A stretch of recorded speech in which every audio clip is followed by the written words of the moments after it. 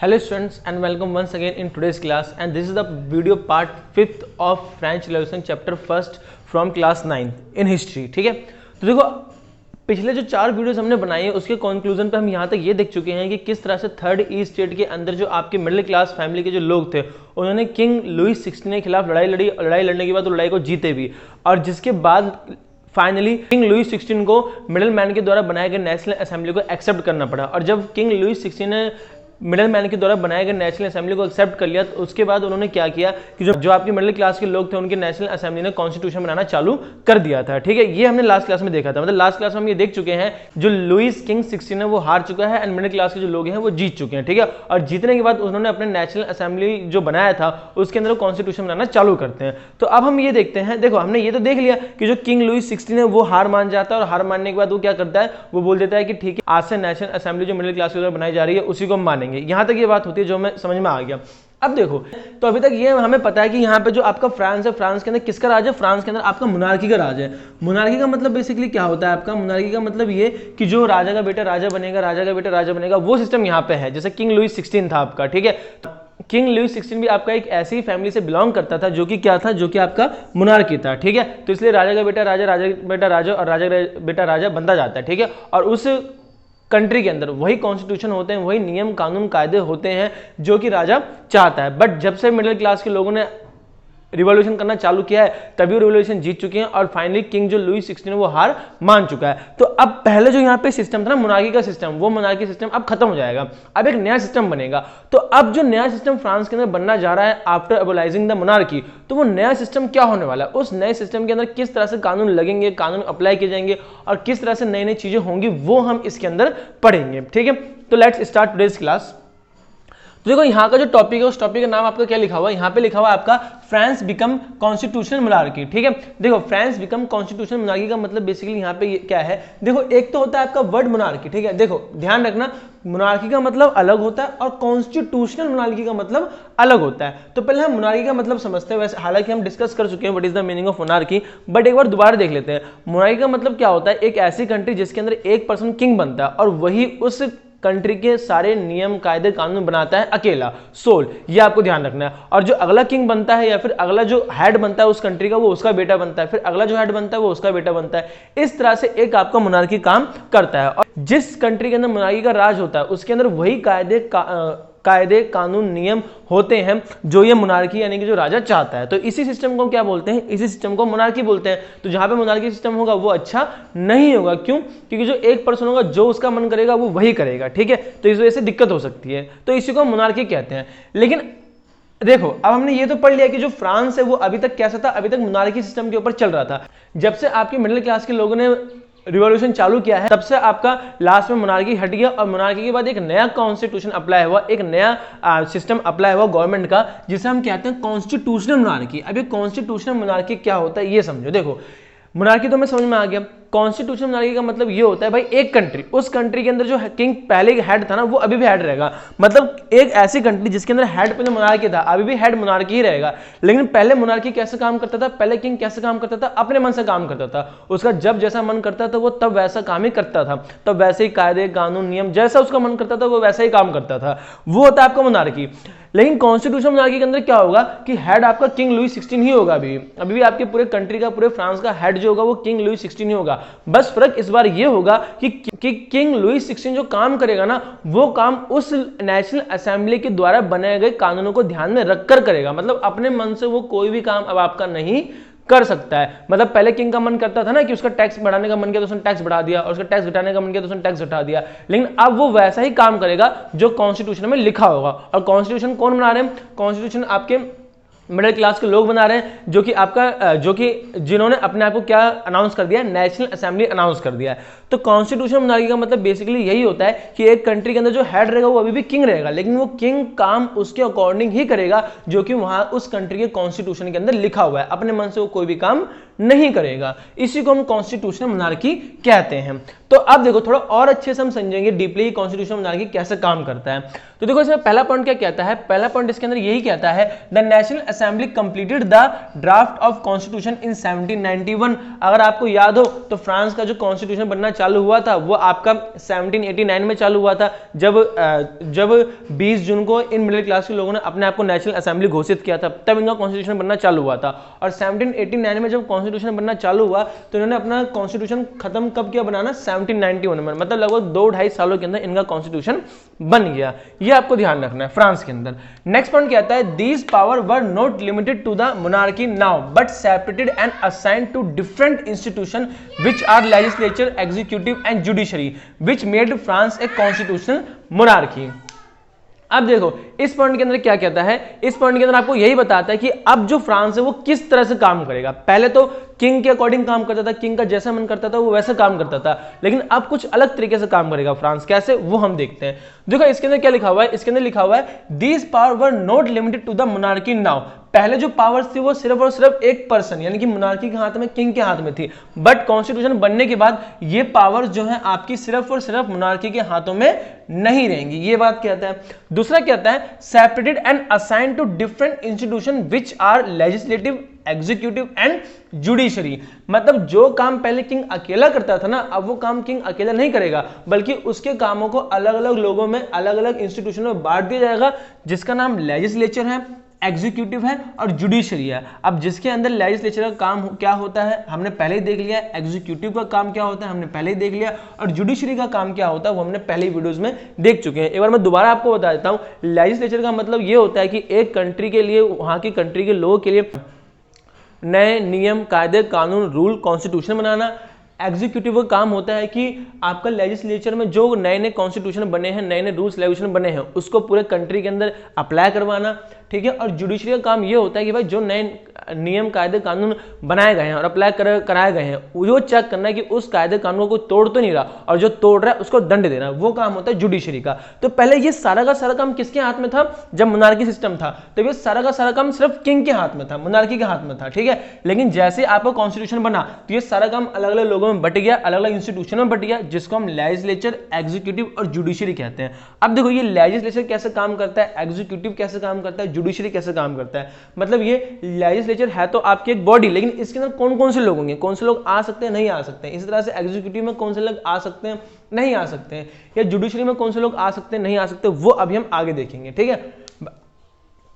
अभी आपको इतना ध्यान रखना है कि पहले जो पावर्स अकेले मोनार्की के पास थी ना, अब वो पावर बांट दी गई है। किनके बीच में बांट दी गई है, लेजिस्लेचर के बीच में, एग्जीक्यूटिव के बीच में, जुडिशरी के बीच में। कब बांटी, जब फ्रांस के अंदर कॉन्स्टिट्यूशन बन चुका था तब, ठीक है। आया कहता है विच made France a constitution monarchy. और जब फ्रांस के अंदर आपका लेजिस्लेचर, एग्जीक्यूटिव, जुडिशरी वाला सिस्टम अप्लाई हुआ ना, तभी इस सिस्टम ने फ्रांस को कैसा कंट्री बना दिया, एक कॉन्स्टिट्यूशनल कंट्री, मतलब एक कॉन्स्टिट्यूशनल कंट्री बना दिया। ये आपको ध्यान रखना है। नेक्स्ट पॉइंट क्या कहता है, नेक्स्ट पॉइंट कहता है according to new constitution only man above 25 years of age who paid taxes equal to at least 3 days of labor's wages were given the status of active citizen who were entitled to vote। अब इस point के अंदर क्या कहता है, देखो मेरी बात सुनो। अब यहाँ पे वोट सिस्टम बता दिया कि वोट सिस्टम कैसा होगा। पहले तो वोट सिस्टम ये था कि भाई जो एक स्टेट हो उनका ही पूरा एक वोट माना जाएगा, लेकिन अब यहाँ पे वोटिंग सिस्टम वो नहीं है, अब अलग वोटिंग सिस्टम है। क्या है वो हम देखते हैं। तो इसके अंदर कहता है नए कॉन्स्टिट्यूशन के अकॉर्डिंग जो फ्रांस के जो मिडिल क्लास के लोग थे, जिन्होंने अपने आप को नेशनल असेंबली घोषित किया था, उन्होंने जो कॉन्स्टिट्यूशन बनाया था, उस कॉन्स्टिट्यूशन के अकॉर्डिंग क्या कहता है कि उस फ्रांस के अंदर जितने भी लोग हैं ना, मतलब जितने भी लोग, मतलब जितने भी आदमी हैं, यहाँ पे औरतों की बात नहीं हो रही, जितने भी आपके आदमी हैं, मैन है, ऐसे मैन जिनकी एज 25 ईयर, मतलब ऐसे आदमी जिनकी एज 25 साल से ज्यादा हो, और प्लस में उन्हीं 25 साल के ज्यादा एज वाले में से ऐसे लोग जो स्टेट को, यानी कि जो कंट्री को टैक्स देते हैं, कितना tax, at least 3 days of labours wages, ठीक है। देखो इसके अंदर ये कहता है कि भाई फ्रांस के अंदर जो नेशनल असेंबली बनी थी, उस नेशनल असेंबली जो नया कॉन्स्टिट्यूशन बनाया था, उस नए कॉन्स्टिट्यूशन अकॉर्डिंग वही लोग वोट कर सकते हैं जिनकी एज 25 ईयर है। मतलब दो कंडीशन है। अगर इस टाइम पे अगर आप फ्रांस के अंदर होते तो आप फ्रांस के अंदर वोट तभी दे सकते थे अगर आपके पास दो कंडीशन है। पहली कंडीशन क्या है, एज ए मैन, कि पहली कंडीशन ये है कि आपकी एज 25 प्लस होनी चाहिए। उसके साथ आप कंट्री में टैक्स भी दे रहे हो। टैक्स कैसा है, ऐसा टैक्स जो कि वहां के लेबर काम करते हैं ना, तो वहां के लेबर जो काम करते हैं उन लेबर के द्वारा काम में जो 3 दिन की अर्निंग होती है ना, उस 3 दिन के अर्निंग के बराबर अगर आप टैक्स दे रहे हो तो आप एलिजिबल हो किस चीज के लिए, वोट करने के लिए, ये आपको ध्यान रखना है। मतलब अब जो वोटिंग सिस्टम है वो ये नहीं है कि जो स्टेट के लोग हैं स्टेट वाइज स्टेट वोट होगा, नहीं, अब पर्सन वाइज पर्सन वोट होगा। और वही पर्सन फ्रांस के अंदर वोट कर सकते हैं आदमियों में जिनकी एज 25 प्लस हो और प्लस में वो टैक्स देते हो। और वो टैक्स कितना होना चाहिए, वो टैक्स उस कंट्री में जो भी लेबर काम करते हैं ना, और उन लेबर को जो 3 दिन की इनकम मिलती है उस इनकम के बराबर या उससे ज्यादा जो लोग टैक्स देते हो और जिनकी एज 25 प्लस हो, वही लोग वोट दे सकते हैं। ये आपको ध्यान रखना है। और ऐसे ही लोगों को क्या कहा गया, ऐसे ही लोगों को एक्टिव सिटीजन कहा गया है, ऐसे ही लोगों को एक्टिव सिटीजन कहा गया। तो if question comes in your exam that वो are the active citizen in France, तो आपको इतना ध्यान रखना है, the man who have age 25 plus and they are giving tax to the government of France equal to the at least 3 days of labours income, so they are called active citizen. ये आपको ध्यान रखना है, ठीक है। अब नेक्स्ट पॉइंट क्या कहता है, अब देखो हमने यहां तो ये समझ लिया कि भाई एक्टिव सिटीजन ऑफ फ्रांस के अंदर वही है जो आदमी 25 प्लस की उम्र में हो और प्लस में वो टैक्स किसी लेबर के 3 दिन के इनकम के बराबर दे रहे हो, तो उनको हम एक्टिव सिटीजन कहेंगे। लेकिन बाकी के सिटीजन कहाँ गए, जैसे आपके बहुत सारी औरतें हो गए, बच्चे हो गए, बूढ़े हो गए, या फिर ऐसे आदमी जिनकी एज 25 से प्लस हो गए, या फिर ऐसे आदमी जो जिनकी एज 25 से कम हो गए, या फिर ऐसे आदमी जिनकी एज 25 से प्लस तो है बट वो टैक्स नहीं दे पा रहे, तो वो किसके अंदर आएंगे। तो वो नेक्स्ट पॉइंट कहता है remaining man and all women were classed as passive citizens, passive citizen who have no voting rights, ठीक है। देखो फ्रांस के अंदर नया कॉन्स्टिट्यूशन जो बना था 1791 के अंदर नेशनल असेंबली के द्वारा, तो उस कॉन्स्टिट्यूशन के अकॉर्डिंग वही लोग वोट दे सकते हैं जो आदमी हो 25 प्लस हो और जो टैक्स देते हो, वही वोट दे सकते हैं नए कॉन्स्टिट्यूशन के अकॉर्डिंग, और इन्हीं को एक्टिव सिटीजन कहा गया। अब इनके अलावा जो भी बच गए, जो फ्रांस के अंदर वोट नहीं दे सकते या फिर जिनको फ्रांस के अंदर वोट देने का राइट नहीं है, उनको क्या कहा गया है, पैसिव सिटीजन कहा गया है। मतलब ये कि मर्दों में तो सिर्फ उन्हीं को वोट देने का राइट है जिनके 25 प्लस हो और जो टैक्स देते हो, लेकिन औरतों में किसी को भी राइट नहीं है वोट देने का। तो ये थोड़ा गलत है जो नए कॉन्स्टिट्यूशन के अकॉर्डिंग हो रहा है, बट देखते हैं ये भी आगे ठीक हो पाता है या नहीं हो पाता है। तो ये हमने देख लिया वोटिंग सिस्टम। अब देखो एक माइंड में क्वेश्चन उठता है कि ये वोटिंग सिस्टम क्यों, जब कंट्री का हेड किंग मोनार्की ही होगा तो इस वोटिंग सिस्टम का क्या काम है। तो देखो वोटिंग सिस्टम का काम ये है कि जो इस लेजिस्लेचर के अंदर जो लोग बैठेंगे, जो इस एग्जीक्यूटिव के अंदर जो लोग बैठेंगे और जो इस जुडिशरी के अंदर जो लोग बैठेंगे ना, ये लोग कौन होंगे, इन लोगों को चुनने के लिए ही वोट किया जाता है। तो उसी लोगों को चुनने के लिए जो वोट किया जाता है ना, तो उस वोट का सिस्टम आपका ये है, ये आपको ध्यान रखना है। अब नेक्स्ट पॉइंट क्या कहता है, नेक्स्ट पॉइंट ये कहता है the constitution begin with the A declaration of right of man and citizen, ठीक है। अब देखो पूरे कंट्री के अंदर यानी पूरे फ्रांस के अंदर जो नया कॉन्स्टिट्यूशन अप्लाई होता है ना, तो कॉन्स्टिट्यूशन अप्लाई होने के साथ साथ वहां के सिटीजन के लिए और वहां के लोगों के लिए, मतलब फ्रांस के सभी सिटीजन के लिए एक आपका नया क्या अप्लाई होता है, एक कुछ नए आपके राइट्स अप्लाई होते हैं। तो वो राइट कौन कौन से हम वो देख लेते हैं। तो क्या राइट है, एक है आपका right such as the right of life, एक है आपका राइट ऑफ लाइफ, ठीक है, एक है आपका राइट ऑफ स्पीच, एक है आपका फ्रीडम ऑफ ओपिनियन, एक है आपका equality before the law and were established as natural and inalienable rights, ठीक है। मतलब आपके सामने ये कुछ राइट्स हैं जो फ्रांस के लोगों को दिया गया कॉन्स्टिट्यूशन बनने के बाद। क्या, एक राइट टू लाइफ, सभी को जीने का अधिकार है। उसके बाद आपका राइट ऑफ स्पीच, सभी को बोलने का अधिकार है। फ्रीडम ऑफ ओपिनियन कि भाई आप अपना ओपिनियन रख सकते हो कि अभी की जो गवर्नमेंट है वो सही काम कर रही है या नहीं कर रही है, आप उस टाइम की गवर्नमेंट को क्रिटिसाइज कर सकते हो, ये आपको राइट है। Equality before law, equality before law का मतलब ये है कि कॉन्स्टिट्यूशन जो बना है फ्रांस के अंदर उसके सामने सभी लोग बराबर हैं। मतलब ये नहीं है कि राजा कोई गलती कर रहा है तो उसको सजा नहीं मिलेगी, लेकिन वहां की जनता गलती कर रही है तो उसको सजा मिलेगी, ऐसा कुछ भी नहीं होगा। Each and every person is equal in front of constitution, ये आपको ध्यान रखना है। तो यहां तक कि ये कुछ आपकी मेन चीजें थी जो कि चेंजेस हुई, और ये चेंजेस काफी अच्छी हुई, लेकिन चेंजेस कितनी अच्छी हुई या नहीं हुई उसको हम आगे देखेंगे। क्या ढंग से अप्लाई हो पाता है, अभी कॉन्स्टिट्यूशन बनने के बाद क्या फ्रांस के लोग सही से जी पाते हैं, उनको सारी सुख सुविधाएं मिलती हैं, या कुछ और भी चेंजेस होने बाकी फ्रांस के अंदर, वो अब हम देखेंगे। बट उससे पहले दो चीजें और हैं जिसको हमें देखना है, और वो जो दो टॉपिक हैं उनके हेडिंग मैंने सिर्फ लिखा हुआ है। एक टॉपिक है आपका working system of France new constitution, और एक टॉपिक है आपका फ्रांस के कुछ सिंबल्स, ठीक है। अभी दो टॉपिक्स क्या हैं उसको हम देखते हैं। तो पहला टॉपिक है आपका working system of France new constitution. मतलब इसका जो न्यू कॉन्स्टिट्यूशन हमने पढ़ा ना, इसको तो हमने थोड़ली देख लिया, बट अब हमें प्रैक्टिकली समझना पड़ेगा कि जो लेजिस्लेचर और एग्जीक्यूटिव और जुडिशरी के अंदर जो लोग चुने जाते हैं, या फिर मतलब ऐसे लोग जिनको वोट दे के इस लेजिस्लेचर, एग्जीक्यूटिव और जुडिशरी का मेंबर बनाया जाता है, तो वोटिंग सिस्टम क्या है, कैसे पूरा आपका नया कॉन्स्टिट्यूशन काम करता है, कैसे यहाँ का वोटिंग सिस्टम नया काम करता है, वो अब हम देखते हैं। तो यही टॉपिक है आपका working system of French new constitution, और उसके बाद देखेंगे हम symbol. So let's see the next topic which is working system of French new constitution. तो देखो आपको अभी अपने स्क्रीन पर जो इमेज दिख रही है, इसी इमेज में हमारा नेक्स्ट टॉपिक यानी कि working system of French new constitution समझेंगे।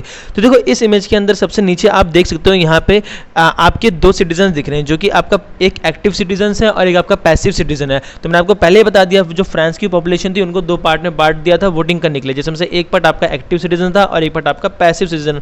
तो एक्टिव सिटीजन कौन होते हैं, पैसिव सिटीजन कौन होते हैं, ये हम डिस्कस कर चुके हैं। और वोटिंग देने का राइट किसके पास होता है, एक्टिव सिटीजन का राइट होता है। तो फिर आप यहाँ पे देख सकते हो कि एक्टिव सिटीजन वोट देने के बाद कुछ 50,000 आदमियों को वोट देके खड़ा करते हैं, जिनको हम क्या कहते हैं, जिनको हम इलेक्टर्स कहते हैं। तो ये इलेक्टर्स देखो, ये जो 50,000 इलेक्टर्स होते हैं ना, ये 50,000 इलेक्टर्स इन्हीं में से कोई मेंबर्स होते हैं जो कि वोट देके इलेक्टर्स बनाए जाते हैं। अब इन इलेक्टर्स का क्या काम होता है, तो ये 50,000 इलेक्टर्स जो होते हैं, ये 50,000 इलेक्टर्स मिलके ही कुछ लोगों को चूज करते हैं वोट दे के, जो कि क्या बनते हैं, नेशनल असेंबली का पार्ट बनते हैं, जो कि टोटल 745 मेंबर होते हैं। तो ध्यान रखना, जो फ्रांस का जो लेजिस्लेचर था उस टाइम पे जो आपके नेशनल असेंबली के अंदर टोटल मेंबर हुआ करते थे वो 745 मेंबर हुआ करते थे, और इलेक्टर्स के अंदर जो मेंबर हुआ करते थे वो 50,000 मेंबर हुआ करते थे।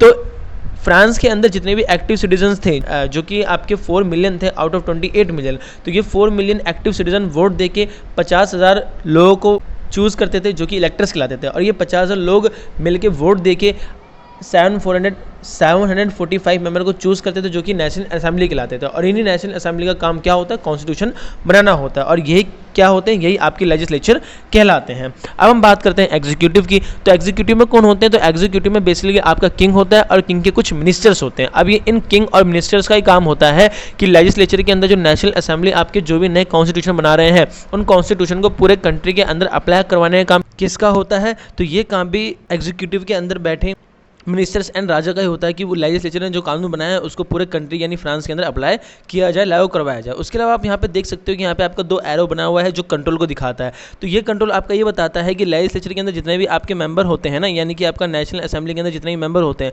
उन मेंबर के पास ये राइट्स होता है कि वो एग्जीक्यूटिव में बैठे राजा और उसके मिनिस्टर्स के ऊपर कंट्रोल कर सके। मतलब अगर उनमें से कोई भी गलत काम करता हो पकड़ा जाता है तो उसके खिलाफ वो कार्रवाई कर सकते हैं। उसके अलावा इन लेजिस्लेटिव असेंबली के अंदर बैठे, नेशनल असेंबली के अंदर बैठे इन लोगों के पास वीटो पावर भी होता है। वीटो पावर के अंदर ये होता है कि अगर कोई मिनिस्टर या फिर राजा किसी तरह की गलत हरकत करा पाया जाता है तो नेशनल असेंबली के मेंबर के पास ये राइट होता है कि उस राजा को या फिर उसके किसी मिनिस्टर को वो उस गद्दी से उठा के फेंक सकते हैं। तो यही आपका वीटो पावर दिखाता है, और यही बेसिकली आपका काम होता है लेजिस्लेचर एंड एग्जीक्यूटिव का। अब हम बात करते हैं जुडिशरी का। तो जुडिशरी मैंने आपको पहले ही बताया, जुडिशरी का मतलब बेसिकली क्या होता है कि इसके अंदर जो आपके लोग होते हैं उनका काम ये होता है कि भाई लेजिस्लेचर ने जो कानून बनाया और एग्जीक्यूटिव ने उन्होंने कानून को पूरे कंट्री के अंदर लागू करवाया, तो जो लोग उस कानून को फॉलो नहीं कर रहे हैं तो उनको दंड देने का काम किसका होता है, जुडिशरी का होता है। और जुडिशरी के अंदर जो मेन हेड होता है वो जज होता है, जो कानून ना फॉलो करने वालों के लिए सजा सुना। तो इस जज को भी कैसे चूज किया जाता है, तो इस जज को भी वोट देके ही चूज किया जाता है, जो एक्टिव सिटीजन ही वोट देते हैं, जो कि हम पहले ही पढ़ चुके हैं कि एक्टिव सिटीजन क्या होता है। तो एक्टिव सिटीजन वोट देके ही अपने जज को चूज करते हैं। तो ये पूरा एक पॉलिटिकल सिस्टम है जो कि आपका काम करता है 1791 के बाद फ्रेंच रिवॉल्यूशन के अंदर, जब वो पूरी तरह से क्या हो गए थे, डेमोक्रेटिक मोनार्की के अंदर कन्वर्ट हो गए थे फ्रॉम मोनार्की। अब हम देखते हैं हमारा नेक्स्ट टॉपिक जो है सिंबल। देखो जो फ्रांस के लोग एक तरह से आज़ाद हुए थे ना किंग लुई 16 के गवर्नमेंट से, तो उन्होंने काफ़ी सारी नई नई चीज़ों को ना अपना सिंबल बना लिया था, और वो सिंबल अलग अलग चीज़ को सिम्बलाइज करते थे। तो now we are going to learn about those all symbol one by one. तो पहला सिंबल है आपका द ब्रोकन चेन। तो आपको अपनी स्क्रीन पर ये जो ब्रोकन चेन दिख रहा है, इसका मतलब था chains were used for Fetter slaves, A broken chain in stand for the act of becoming free. ये जो ब्रोकन चेन है ये दिखाता है कि वहाँ के जो नौकर चाकर थे या फिर वहाँ के जो फ्रांस के जो लोग थे वो किंग लुई 16 के घटिया से गवर्नमेंट सब फ्री हो चुके हैं। नेक्स्ट सिंबल है आपका द बंडल ऑफ रोड्स। अब ये बंडल ऑफ रोड क्या सिंबलाइज करता है कि one rod can be easily broken but not an entire bundle. देखो एक रॉड अगर आप लोगे और उसे तोड़ोगे तो टूट सकता है, बट पूरे के पूरे बंडल को आप एक साथ नहीं तोड़ सकते। तो ये सिंबल करता है आपका स्ट्रेंथ लाइज इन यूनिटी। ये आपका दिखाता है कि मजबूती एकता के अंदर ही है कि अगर हम यानी फ्रांस के लोग एक साथ रहेंगे तो हमें कोई भी तोड़ नहीं सकता। नेक्स्ट सिंबल है आपका the I with in A triangle radiating light, ठीक है, एक ट्रायंगल है उसके अंदर आपकी एक आंख दिखाया गया और उस आंखों की चारों तरफ से एक रोशनी निकल रही है। तो इसका क्या सिंबल है? The all seeing I stands for knowledge. इसके अंदर जो आई दिख रहा है ये आई नॉलेज को प्रदर्शित करता है और इस the rays of the sun will drive away the clouds of ignorance, और इसके चारों तरफ जो रोशनी निकल रही है ये रोशनी इग्नोरेंस को दिखाता है। मतलब ये सिंबल ये कहना चाहता है कि आपको हमेशा नॉलेज एक्वायर करते रहना चाहिए और आपके आसपास जो नेगेटिव चीज़ें, गलत चीज़ें, उसको इग्नोर करना चाहिए। नेक्स्ट है आपका scripture symbol of royal power. ये जो है ये आपका वहाँ की जो रॉयल पावर है उसको सिंबलाइज करता है, ये आपको ध्यान रखना है। नेक्स्ट है आपका snake biting its tail to form a ring, symbol of eternity. A ring has neither beginning nor end. ये सिंबल आपको एटर्निटी को दिखाता है। मतलब ये सिंबल ये दिखाना चाहता है कि ये किस तरह से सर्कल है कि एक चीज़ की कभी भी शुरुआत नहीं होती, कभी भी अंत नहीं होता। मतलब एक चीज़ का ना ही तो कोई बिगिनिंग होती है और ना ही कोई एंडिंग होती है। नेक्स्ट सिंबल है आपका ये रेड टोपी। रेड टोपी क्या डिनोट करता है? Cap worn by slave upon becoming free. ये रेड कैप तब पहना गया था जब फ्रांस के लोग आज़ाद हुए थे, तो फ्रांस के लोग आज़ाद होने के बाद इस रेड टोपी को पहनते हैं। तो ये आपका एक सिंबल है, किसी का सिंबल है? स्लैब्स के वहाँ के स्लेव्स यानी कि नौकरों के फ्री होने का सिंबल है, जो वहाँ के दास थे मतलब। नेक्स्ट सिंबल जो है आपका कलर का कॉम्बिनेशन है जो कि आपका ब्लू व्हाइट एंड रेड है। तो ये आपका क्या शो करता है? ये शो करता है आपका नेशनल कलर ऑफ फ्रांस, और इसी कलर का यूज़ करके फ्रांस का झंडा बनाया गया है। नेक्स्ट सिंबल है आपका the winged women. Winged women मतलब जिस औरत के पंख लगा हुआ है, ये क्या शो करता है? Personification of the law. Personification of the law का मतलब है कि ये जो औरत जिसने विंग लगाया हुआ है, जो उड़ रही है, ये लॉ को शो करता है कि लॉ से ऊपर कुछ भी नहीं है फ्रांस का। एंड नेक्स्ट सिंबल है आपका the law table. The law table क्या शो करता है? The law is the same for all. मतलब फ्रांस के अंदर जो लॉ बना है ना 1791 के अंदर नेशनल असेंबली के द्वारा, वो लॉ सभी के सभी लोगों के लिए सेम है। And all are equal before it, और सारे के सारे लोग इस लॉ के सामने। मतलब इस लॉ के अंदर कोई राजा नहीं, कोई आम आदमी नहीं, कोई फर्स्ट स्टेट नहीं, कोई सेकंड स्टेट नहीं, कोई थर्ड स्टेट नहीं, सभी के सभी बराबर हैं इस नए लॉ के अंदर, which was made by national assembly which is consist of all member of third state. ये आपको ध्यान रखना है।